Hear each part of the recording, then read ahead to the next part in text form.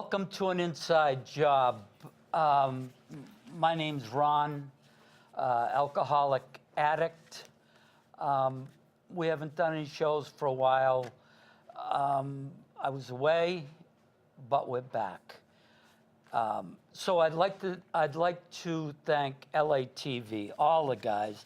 There are too many, but they back us up completely. In fact, Jack just said it's good to have you back. So we're back. Okay, so I just want to read this. This is from a book in the realm of the hungry ghost, which is a Buddhist term, but I won't go into that. Dr. Gabor Mate, he's, as far as I'm concerned, he is the best to do with addiction so far, and I've been sober a long time. He runs a place in Vancouver, downtown, east side, hardcore drug addicts, and he's got a couple of books out, but this one, Realm of the Hungry Ghost. And he talks about what addiction is.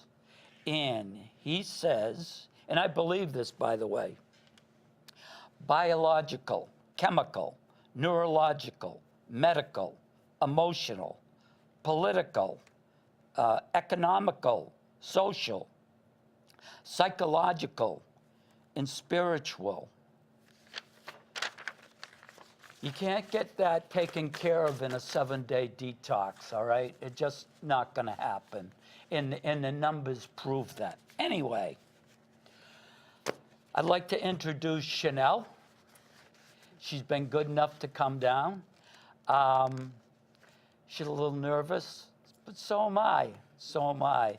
And it takes a lot of guts. And from the time I've asked Chanelle if she would want to be on the show, she said yes, yes, yes, yes. And like I said, to come on and spill your guts, it takes a lot. Anyway, Chanelle, you want to talk about maybe your background, your children, what city you were born in? Background-wise, I started young, but I started young because of the people I hung out with, because of the crowd that attracts. Where did you grow up? I grew up in Leominster. Oh. I grew up in Leominster. And I started using around 12, 13. Probably just a little louder. Sorry. But background-wise, yeah, I grew up in Leominster, and I just kind of attracted to the wrong crowd, and that became an issue later on in life. Right. Children-wise, you know, I speak about it in meetings all the time. Like, you know, when you get high, when you drink, you give your children away. They're not taken from you. You're giving them away, right, basically. Right now, my son is adopted into foster care, and my daughters are with their dad. And thankfully, like, he was there to step up for them, and he is taking care of them. Am I allowed to see them right now? No. That's something I have to earn back. I can't be mad at that. He's being a dad. He's being the parent I couldn't be at that time. When you're so into your addiction, and you're into your drinking, and you're into your using, you're not caring about your children. That's going to come a little later on in this. Very important, but I want to build up to it. So, what age did you begin whatever, alcohol? 12. 12 years old. 12. And was it booze or drugs? It was drugs. And what kind of drugs? It was cocaine at first. Cocaine. Okay. And did you fall in love? At first, not really. It was just kind of, I think I was just trying to fit in with the crowd I was hanging with. And you were 12 years old. Yeah. Yeah. You know, and I would lie to my mom, and I'm going to this person's house, but really I'm going to hang out with other people, and you know, just it happens. But no, I didn't fall in love with it at first. It was a slow progression at first. So what does booze enter your story? It does. So was it cocaine and booze? It was. Because you could drink all night. All night and be okay. All night. Yeah. All night. Up for anything. I wasn't a big coke guy, but I've done some. Um, 12 years old. At what age did you know you had a problem? 22. 22. 22. Had heroin come in It by did. that time? It did. It came in at 21, and mainly because they're so quick to hand out a script. And I had a C-section for my second daughter, and they gave me Percocet. I had a staple that popped from the C-section. They gave me Percocet. So by that time, when you're taking it daily for 2 weeks on end, you have a habit. But I didn't think I had a problem. I wasn't an addict because addicts are homeless.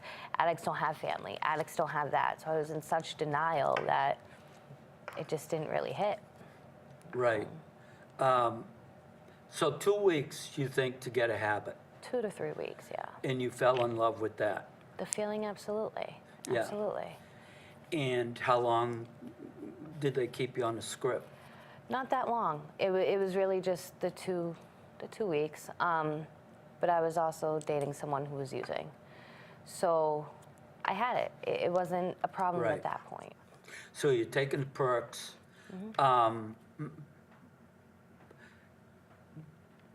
But then you didn't take them, they didn't give them to you too long, but now you're hooked up with a guy, Right.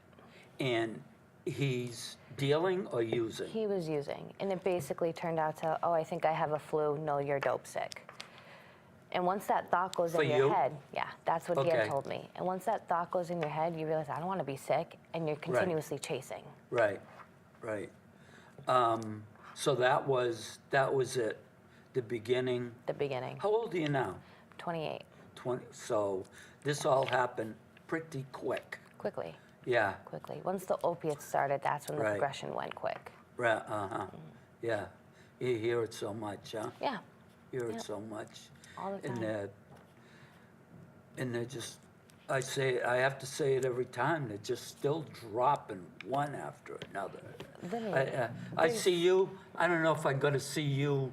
The next Two- day. that's right. Because, and That's it's right. really, there's no such thing as heroin anymore. You're not getting heroin. Right. You're getting carfentanil. That's an elephant tranquilizer. Right. And on top of that, you're getting fentanyl. Narcan's not enough for that. It's just not enough. No. How many times were you given Narcan? I have OD'd 5 times. 5 times? Yeah. How many times? Every time I was administered But, Narcan. How many shots? I'm not sure. Really? Sure, yeah. Yeah. It was kind of one of those things, and then the addict mind, you're mad because they Narcan you, so now you're in withdrawal, and now you want to go get more, and Yeah. you sign yourself out of the hospital, and you die. And that's jails, institutions, and death. And like I used to think it was a joke, but they're very much serious. They're very much serious. Yeah. It was on the news the other day, a guy dealing carfentanil was given 15 to 20. So, because it is murder, as far as I'm Absolutely. concerned. Do you agree with that? Absolutely. If somebody's dealing and they know they've killed somebody, and then they deal some more. I've heard people say it's okay if they die, their friends will come. And unfortunately, they're very much right, because that mind you go to, oh, they had something strong, who are they getting it from? Yeah, It's unfortunate, but every dealer you arrest, you're going to have the next one. The dealers aren't the problem. I don't think they are a problem, but they're not the main problem. The main No. problem is that there's not enough treatment. As you said, a 7-day detox isn't anything. No. What are they going to do afterwards? The dealer's still going to be there, but what are you? You're bringing yourself wherever you go, and until you can actually treat that, you're still Yeah. bringing yourself. So is the dealer the problem? Yeah, but they're not the main source of the problem, and that's. yeah, not I agree. treatment. I agree. It isn't the main thing, but those guys that are dealing it, if they're killing people, if somebody down the street is going to shoot somebody, Right, and it wasn't exactly. the gun, it was the. Exactly, it was the person behind it. So yes, okay, yeah, they have a part in that, absolutely. But what can we do to fix that? Right. Is That is why we've been doing this show, to try to get somewhere. For me, it was long-term treatment behind the walls of AA, 2.25 years. And that's what did it for me. That amount of time, I needed to be insulated from the world, and just being with people, going to meetings, And they tell you that in meetings, they tell you to sit down and listen. And like for a long time, when I first came into recovery, I didn't sit down and listen. And the first time I had gotten sober was when I got my kids taken away, and I went into a program for moms and their kids, which they have plenty of. What age? I was 21 at that time. Okay, so it happened quick. Very quickly. By the time, and you had started opiates at 21, right? It was just a downward spiral because I just couldn't stop. I couldn't stop the effect. I couldn't stop. You're chasing one big rush that you're never going to get again.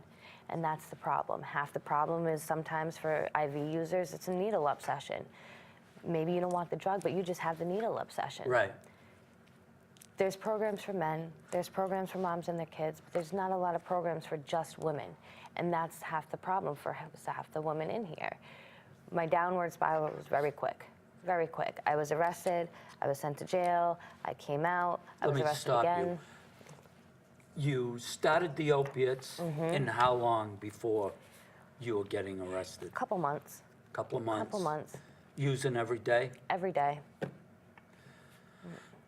And then you couldn't stop, and you lost one child at that time? I lost all of my children at that time. How I had many? 3 by that time. Okay. And they just came and grabbed them?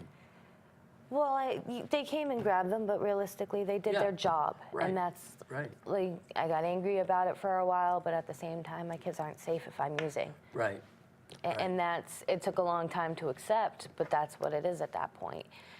And I was offered the chance to go into a program where they could be with me. And I did have 2 years sobriety at that point when I got them back. Yep, I had 2 years, but I didn't do it the right way. I didn't do it the way it was suggested. You hear in the rooms, come in, sit down, listen, get a sponsor, go to 90 meetings in 90 days. I didn't do that. I sponsored myself, I did one step, and I thought my crap was going. Like, I thought I had everything figured out. I can do it myself. I didn't have the actual treatment at the time. No one told me differently. Was I an adult? Yes, and I could have figured that out. But again, you go into a detox or you go into a program, and there's only so much that they can do. Right. The program I went to with my kids was an amazing program. They did very well there. Where was it? Tell me. The Heart House in Tewksbury. Oh. Yeah. Okay. They kind of taught you how to be a sober parent because realistically you can't always make it to a meeting, so what else can you do? Right. You get a sponsor, you do the readings, and like I said, the problem that I had is I got very complacent. I have a job, I have my GED, I have my associates now, I don't need to go to a meeting, I already been to a meeting, I can sponsor myself, I don't trust anybody, and all those things is the addict mind talking. I didn't know that at the time. But Heart House did help. We had groups all day. There was an inside daycare, basically, so you can go to groups, and they help you. They would take care of children? Oh, wow. So you can go to the groups. That's different than up here. Yep. It was a really good program, really good program. They helped a lot. The problem was that I didn't follow with the help they gave me. Once you get back into that mode and the complacency, so it's... So you thought it was time to leave. I graduated. You graduated. It's a 9 to 12 month is program. Great. Yep. But it's, and now you're coming out of that place. You graduated, and I went to Pittsfield. I got an apartment in Pittsfield with the kids. It was through another program type of thing. It was a sober living, but you're with your kids, you're in your own apartment. Wow. You just have to check in and take drug tests. It just wasn't a great program, I guess. There was a lot of people, still using, and like I said, I got complacent and I fell into that, and my kids were taken then too. How long were you up there? I was up there for a year. So how long after the time that you left the program had you picked up again? I had picked up in that program. Or in the Pittsfield? Pittsfield. That's where my complacency started. Okay. Because you had the job, you had the GED, Oh, you yeah. had the associates. Yeah. Did you get your associates while you were at Tewksbury? Or? No, this was all in Pittsfield. Oh, okay. What'd you get it in? Human Services. Yeah. Yeah. Very good. So I was just very complacent. I didn't think I was I thought I was cured, and that's the main problem. I thought I was cured. There is no cure. But what is going on in your head, because you heard it a 1,000 times, that we're never gonna, both Chanelle and myself attend a 12-step program. And maybe saying AA, or anyway, even if it is the fact, some people may not like it. But to tell you the truth, I don't give a shit. It saved my life. Yeah. It really, Right. the steps are laid out for a reason, and because people have done it for a long time now, and it's worked for them. The problem I had in those meetings is I wasn't paying attention. Right. I was sitting on my phone. I was giggling. I was talking. I Yeah. wasn't paying attention. So I might have heard it, but I didn't really hear Right. it. And Were you serious? yeah. Were you serious about getting clean? I wasn't really serious. I think at that point I did it so I can get my kids back. At this point, now I'm doing it for myself. But back then I did it for my kids. I did it to get people off my back. I did it to avoid jail. I did it just Yeah. because. I wasn't serious about it. I really had it in my mind, the reservation that I can do this, I'll stay clean for a little bit, and then I'll be okay. I'll be Right. cured and I can use again, because Right. who's gonna know? Right. And, for a while, nobody knew. And it started with, my relapse started with a drink. Like, Were you in Pittsfield? I was in Pittsfield at Okay. this time, and it started with a drink. I can have just one drink. If I have one drink, I'm not an addict. I'm not an alcoholic. And I had just one drink. Right. So now I'm thinking I'm cured. Yeah. I have it. I'm okay. I got it. And then the next weekend, and then the next weekend, Right. and then the next day, Right. and then the next day. And now Right. I'm off and buying a bag, and I'm doing this, and I'm doing Yeah. that. I'm putting my children in jeopardy. I'm putting the other people in recovery in jeopardy. Right. But I didn't care at the time. And it's sad to say, but I just didn't care. And what had really made it click was I had stumbled into my house one day. I had a babysitter. I was going to stay out the night, decided to come home, and I stumbled in, and my daughter just looked at me, and she just turned away, and she's like, again. And I remember her face, and like, it's sad to say, but that's what had kind of, and I told the director what was going on, and they took my kids for 30 days. They were actually really helpful with it at that point. DCF didn't remove my custody. They just did a kinship, so they were in foster care for 30 days, so I can get my stuff together. I went to a detox, but that spin cycle, detoxes are, oh, your insurance up, see you later. They're Right. not there to... Exactly. It's money. It's all about money, and if that's the case, like, put some money into a help. Like, put some money into a program, something. You can't go to a detox and expect to be okay. What do you do after? You're not going to feel 100% when you leave detox. No one does. No. So that mind, that I don't want to be sick, what am I going to do? And now your mind's spinning a million miles an hour. Right. Thankfully, like, when I did get out of that detox, I went straight to a meeting because my mind wasn't right. Like, I was still ready to pick up. The meeting that I went to was a women's meeting at that point. It did help. I was able to stay sober. My kids were taken again based off of a rumor kind of deal that I peed in a cup or warmed up pee in a meeting. I had went to the hospital, got a blood test, I proved I was clean, and then used that same night because I didn't want to feel it. So when it came down to getting my children back, now I failed the test. That's what really started this last run, and this last run was really the worst one I've had. The last one. The last one. I fell into things I said I would never do.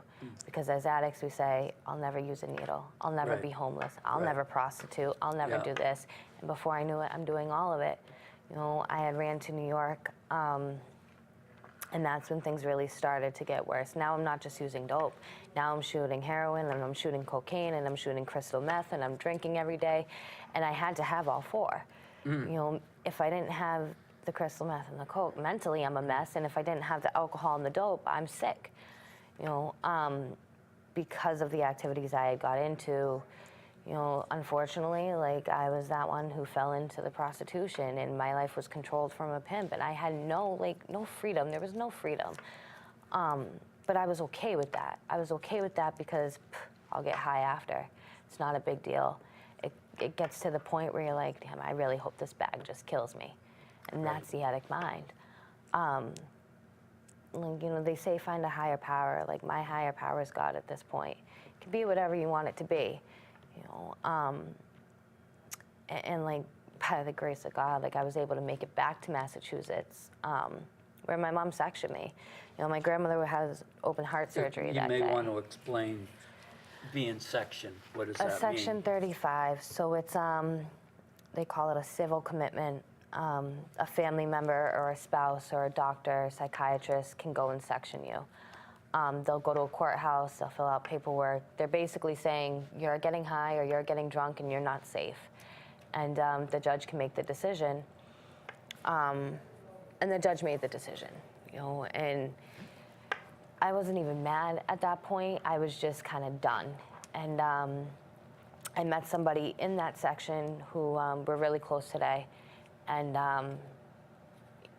you know, when we met, we found out we lived in the same town. We lived right down the street from each other. And when we got out, we both used. We didn't use together, but I had basically sold it to her to support my own habit. Out of detox. Yeah. Out of detox immediately. But the section I had went to, WOTC was an amazing section. WOTC, their staff is very... They're there because they've been there. You know, a lot of them are in recovery. A lot of them are in recovery. So they've probably been to WOTC themselves, you know. And so when you leave, they leave you with an aftercare program. You're either going to an IOP or you're going, you know, to a program, or you're going to do this or you're going to do that. They make sure that when you leave, you're going to be okay. You know, unfortunately, I didn't get to go to WOTC. I went to the Shattuck in Jamaica Plains, and because they just opened, they didn't know what they were doing. Yep. They had a couple good staff that really cared, but other than that, the director didn't know what she was doing. The aftercare coordinator kind of left me. Like, I was pregnant and able to go on the street, no problem. So that's what kind of caused the using. It was kind of, well, what am I going to do now? What do I have left? Right. I just want to go back and try to figure this out in my own head. You started using, and then how long to get in? You went into Tewksbury? That was in 2012. So my original clean date was October 17th of 2012. I had relapsed October 18th of 2014. Okay. Then you went into Tewksbury? Then I went into Tewksbury, then I went into Pittsfield, and then that's when the relapse happened in 2014. Right. I had ran for a couple years, so my new clean date is July 12th, 2016. Okay. So,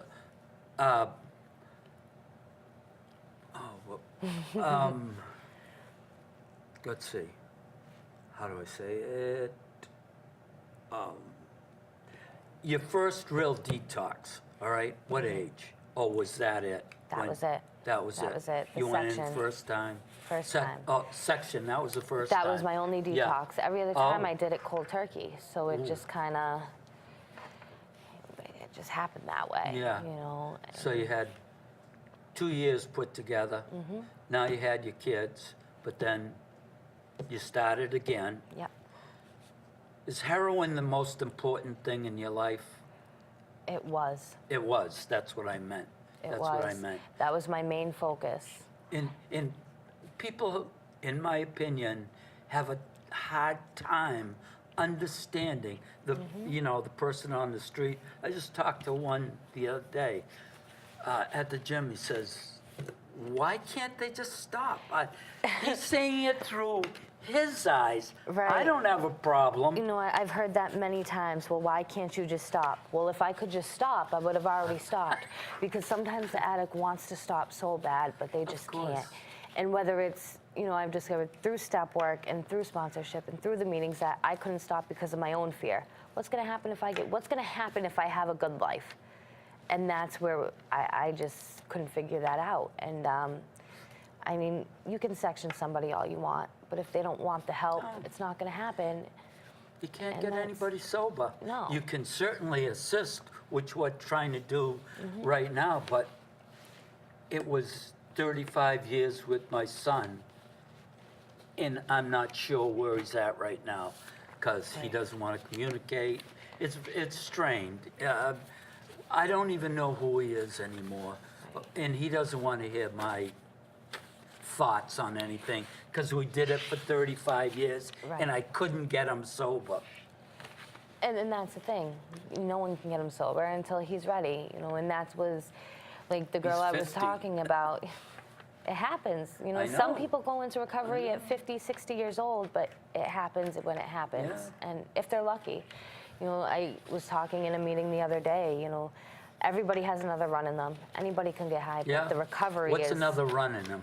Right. So we're talking to some people who don't it's understand. a relapse, Yeah. another pretty Because much that's like where we're another going. relapse, yeah. We're getting on the bicycle. But and we're if you're just- lucky enough to come back, because people are dying, whether it's heroin, whether it's crack, Right. whether it's cocaine, whether it's alcohol, people are dying.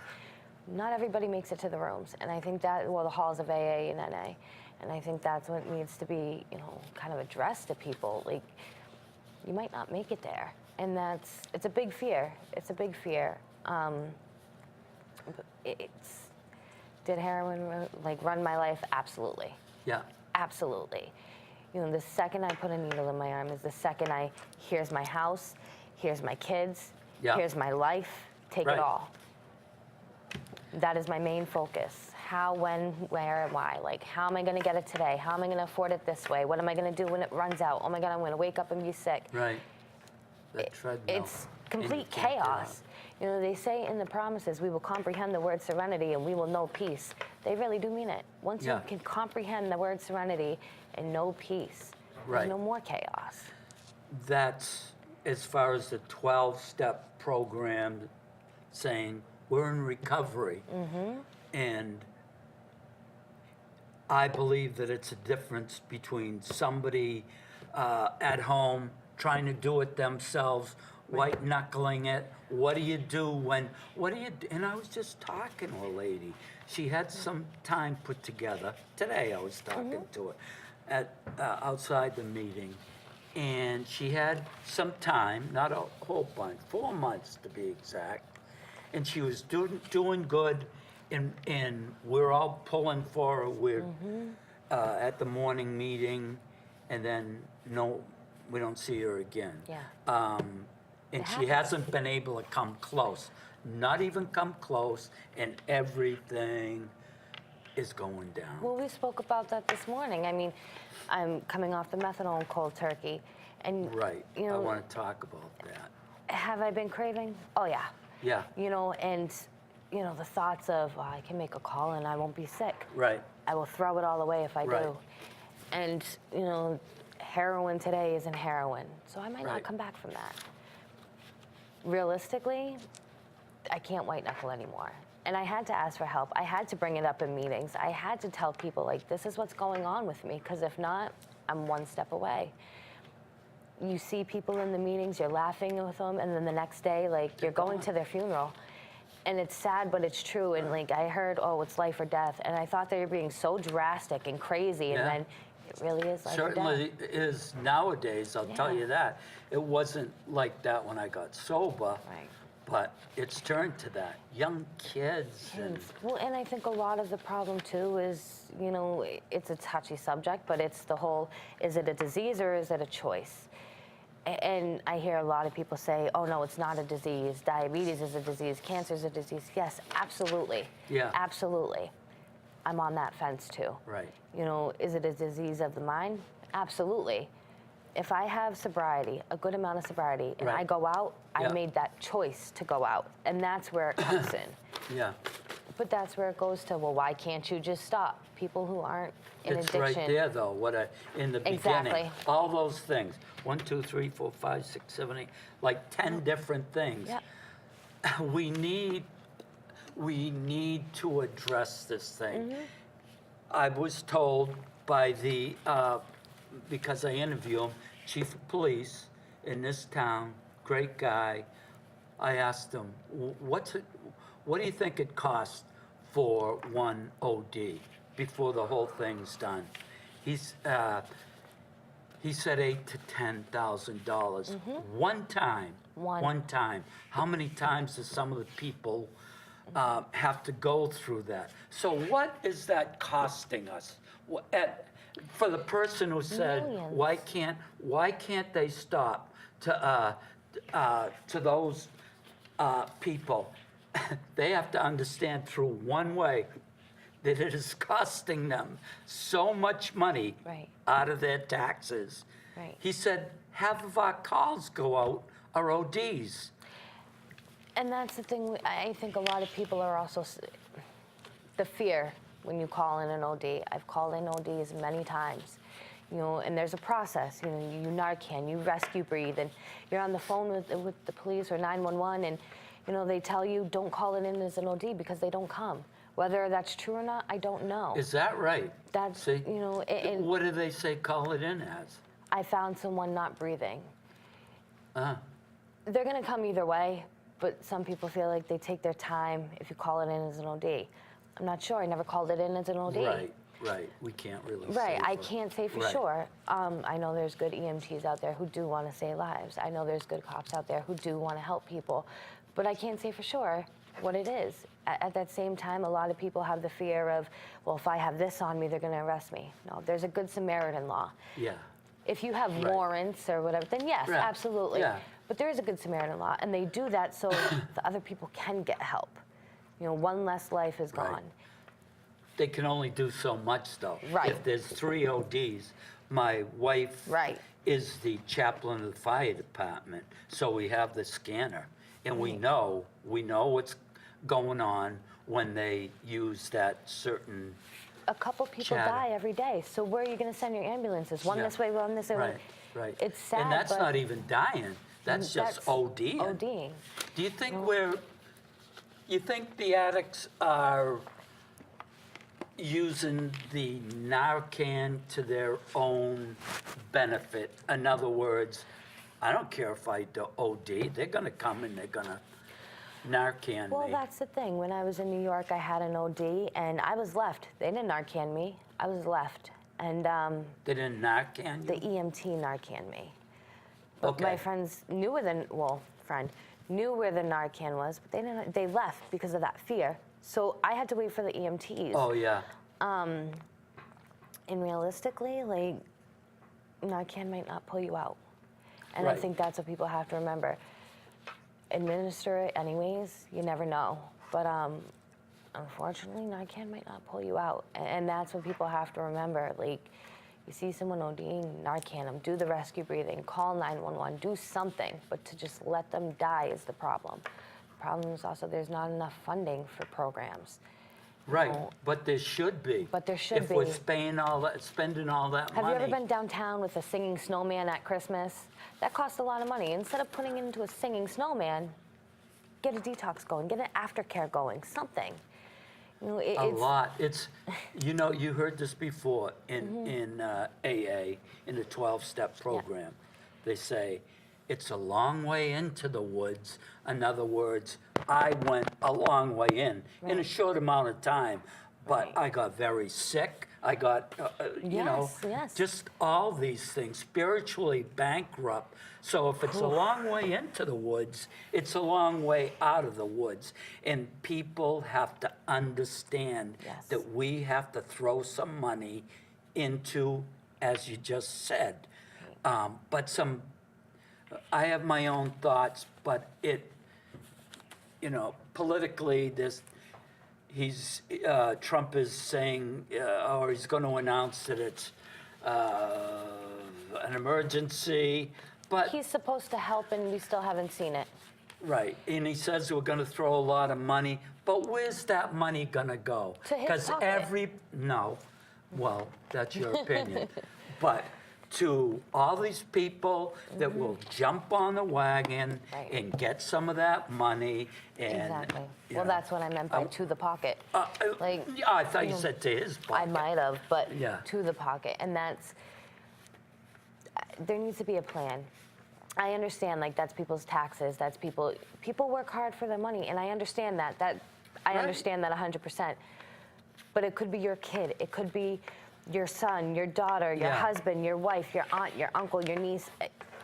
Anyone you look at, someone has something going on in their family with addiction. Right. But there's still a lot of people out there that do not have a clue. Right. That will say, and I've heard it, I'm not just saying it, they did it, let them rot, let them die, let them whatever. Unfortunately, Right. I was one of those people. Oh, really? Oh yeah, I was on my high horse because I wasn't shooting it. I'm not doing this. I'm able to put it down. They're addicts. I was one of those people. I was one of those people who they can stop if they wanted to. They're making the choice not to. If they don't want help, I went on that high horse, and it wasn't until I was on the other side of the fence that I was really able to see, like, okay, maybe I need help. Maybe I can't just stop. Maybe, so it's unfortunately not everyone's educated. Not everyone is educated on that specific issue. You know, some people think alcoholism is different from addiction. It is all in the same. A substance is a substance, a drug is a drug is a drug. And that's the mistake I made with my relapse. I thought I could drink because Right. I'm not shooting dope. Right. It's okay. I was uneducated. A lot of people are uneducated about it. And there's so many opinions on addiction. There's so many opinions. Some people, it's a choice, let them rot. They're making the choice to ruin their lives. Right. And some people are, it's a disease, they need help. And some people are, who cares? This same doctor, I always thought it, because in the old days they were talking about the test of twins, one being there. And I thought that it was in the genes, all right? My father drank, Oh, yeah. his father drank, but this guy says it's the environment you grow up in. I'm not asking you the question, all right? But I'm saying, not for you. I had a pretty good childhood, but abandonment as a kid, abuse from day one, you know. I did, my father drank, my grandfather, his brothers. Boom, I'm in that environment. They weren't getting drunk, falling down. In fact, it was good times, but then I watched it turn. Well, that's why I made that face, because I think it can be absolutely the environment, absolutely. You know, if you see your parents or your siblings or whoever doing whatever, you're more likely to follow suit because you're learning young that that's how we deal with our problems. Do I Right. think it's genetic? Absolutely. Okay. I think it's a mixture of both. But I've also heard people in recovery speak that they didn't have abuse in their childhood. They didn't grow up. They had a great course. childhood, but it started with the toothache, and then it started with the Percocet. that's another and way, then yeah. right. So sometimes it So could just many. be But there's so many spokes on this Right. coming in. Right. I have to ask, Jack, if you are there, I don't know what time we started. I didn't look at the clock. So I don't. Jack is not here, I'm directing, and you're about 38 minutes in. Okay. Okay? So thanks, Jane. We're going to wrap it up. You're welcome. But just, I want to talk about this time with sobriety, and then I Yes. want to talk about the methadone. Okay. plant, okay. So this time you have how much time? I have a year and 4 months. Congratulations. Thank you. And that has been with methadone. Yes. So when I first got to the clinic, that was the girl I was talking about. She helped me get in there. She took me down. She got on methadone herself. And the first couple days of methadone I did use because you're still sick. You're still, Yeah. when you're on methadone or Suboxone, it is still an opiate. It is still, I don't want to say substitute, but it's a substitute. Like, you know, and I came in there with a plan. I said, I'm going to stay on it for a year. I'm going to do counseling. I'm going to do the psychiatry. I'm going to do it all. And then I'm going to come off. I'm going to slowly come off. I'm a very impatient person, and I did it cold turkey. And I still don't feel 100%. You mean recently? This Recently, time? yes. Yeah. Yeah. But you were on it for a I while. was on it for a year. For a year. Yep. And I was doing a blind taper. So a blind taper is, you know, you're lowering your dose to come Oh, off, yeah. but you don't know. Because it is a mental effect. You know, when you're, Sure. oh, I'm lowered, so now I'm sick. And, Yeah. you know, you all of a sudden have a sniffle or something. Yeah. You know, so I did the blind taper. And then I increased, and then I decreased, and then that feeling of being sick. So I did a cold turkey. And that's just the physical part of Right. this thing. That's not to Just mention the that. mental part. Like, Life, everything else, your kids, everything else that goes along. That's why, in my opinion, it's got to be long term. But an addict, maybe you agree, disagree, but we can't treat addicts like a lower person. thank you, because they're still a person. Regardless Right. of what they're going through, Right. I made crappy decisions. I've hurt a lot of people. Right. I've hurt myself. I did things that I said I would never do. At the same time, I'm not any less than you. Right. And it takes an addict a long time to accept that, because when you're doing that, you feel less than. Right. You feel like the scum Of of the course. earth. You know, once I sobered up, I was like, I did what? I did this, Yeah. I did that. Right. I did a step 4, and it was like Pandora's box opened. I was able to see everything I did and You have everything to know someone what a else step did. 4 A is. step 4 is we made a searching and fearless moral inventory of ourselves. Right. And that can be It's rough for very somebody rough, in the very rough. beginning, too Right. soon. You know, but the methadone is. Did it help me? Absolutely. But it wasn't something I wanted to do forever. And you will at some point. Somebody told me 9 years, it's over. Yeah. It's over. Yeah. But the only suggestion I can make with that is if you get on methadone or Suboxone, have a plan. Have a plan, because it's harder to kick methadone or Suboxone than it is heroin. Really? Very much so. Boy, you have so much insight into this thing. I didn't, You know, I never methadone, heard you that. feel it in your bones, you feel it. There was days where I couldn't get out of bed, or like I just slept in the bathroom because forget it. And This is this recent recently, time? very recently. But how long have you been been off the methadone? 3 weeks. Yeah. And when I picked you up, you said, I am so sick. I feel And you said horrible. it takes 2 months. It could up to 2. Some Yeah. people it takes a couple weeks. Some Yeah. people it takes a month. Some people it takes 2 months. You're not going to feel 100% for a while, but it's worth it. But it's worth it. Right. And realistically, you get a support system. I mean, when you go on the clinic, still go to meetings. Whether your meeting is NA, whether your meeting is AA, whether your meeting is Al-Anon, whatever your meeting is, go to it. Get a sponsor, get a network, because there was times where if it wasn't for the women I have in my life, forget it. Right. You know, I don't think there's any way possible, again, my opinion, that attending a recovery program, there is no way to avoid getting better. Right. You know, it's going to catch, whether it catch, and you will, in my opinion, I have to stop saying that. You will get out of that thing what you put into it. You agree? Absolutely.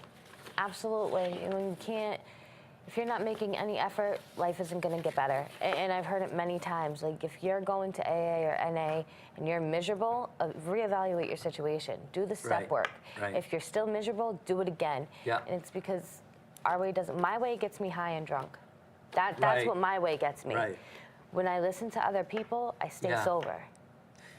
And for me, part of it was, you did that, well, I did this, I loathed myself, okay?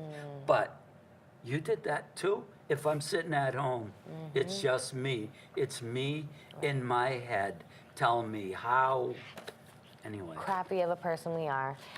When you can identify, then you know. I spoke the other day and I had some girl say, "Oh my God, me too." You know, Right. and her face lit up because you're not the only one. Right. You know, and as addicts, we think we're unique. I'm the only one who does this. Yeah. we're And not. it's not true. Yeah. Well, Yeah. We got to wrap it up. Absolutely. Boy, a lot of insight. You were really good. Thank you. I took you by surprise, but thank you very much. Thank you. And so we're going to wrap it up. An inside job. Thank you. Thank you.